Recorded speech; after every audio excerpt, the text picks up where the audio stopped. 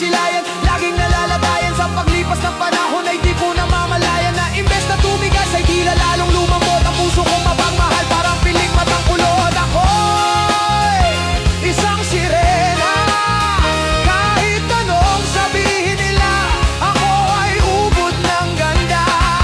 Ako'y isang sirena, kahit anong gawin nila, bandera ko'y di tutumba.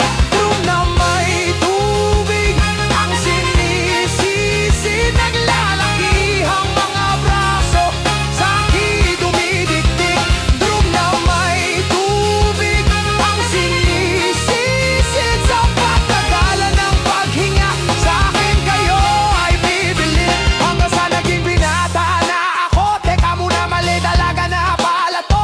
Pero bakit parang lahat ay nalilito pa rin? Ano bang mga problema nyo? Dahil ba ang mga kilos ko iba sa dapat makita ng inyong mata? Sa tuwing nanunood ng liga, laging natutulala. Kahit di pumasok ang bola, ako'y tuwang-tuwa. Kahit kinalyo na sa tapang, kasi ganun na lamang akong paluin ang tubo. Kahit kinakalawang, tama na naman itay, di na po ako pasaway. Di ko na po isusuot ang lumang saya ni inay. Kapag ako'y naiiyak ay sumusugot sa ambon, iniisip ko na lamang na baka ako'y ambon. Kasi araw-araw na lamang ay wala kong painabanat ang inaabot ng ganda kong pangilalim ng dagat. Ako'y isang sirena, kahit anong sabihin nila, ako ay ubod ng ganda.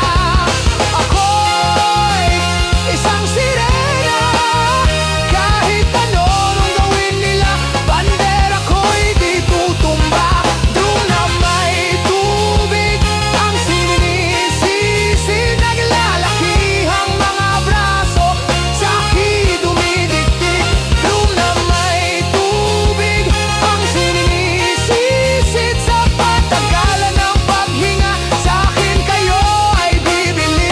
Lumipas sa mga tao na nagsipag-asawa, aking mga kapatid, lahat sila'y sumama, nagpakalayo-layo, ni hindi makabisita. Kakain na po itay, nakahanda ng lamesita. Akay-akay sa paglakad, paisa-isang hakbang, ang ngayo'y butot balat ang dating matipunong katawan. Kaya sa iyong kaarawan, susubukan kong palitan ang lungkot na nadarama. Wag na po nating balikan kahit medyo naiinis, hindi dahil sa nagka-cancer, kasi dahil ang tagapag-alaga mo'y nakaduster. Isang gabi ako'y iyong tinawag, lumapit ako sa iyong tabi. Ika'y tumanga, kumapit ka sa aking kamay, kahit hirap magsalita. Anak, patawad sana sa lahat ng aking nagawa. Di sinusukat ang tapang at ang bigote sa mukha, dahil kung minsan mas lalaki pa sa lalaki.